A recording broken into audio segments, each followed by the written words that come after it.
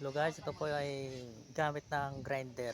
Ito po ay cutting disc at saka grinding disc. Sandel. Ito po ay pang cutting. Ito po ay hindi basta-basta maglagay sa dito sa ating grinder dahil ito may dalawang uri tong ano niya. Yan. May lock niya kung makikita nyo. Pag cutting disc makikita nyo, yan, flat na flat po siya.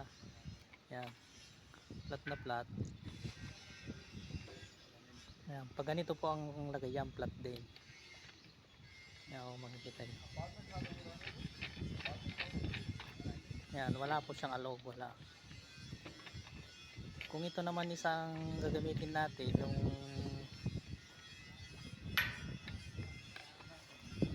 sander day, so kaya pang grinding, ito naman, ganito. Kung makikita nyo, medyo makapal to yan. Ayan. Ayan, may butas sa gitna kung makikita nyo. Yan. Ito naman yung panglock natin. Ganito naman yung paglagay dyan. Yan. Para matakpan niya yung butas. Yan. Yan.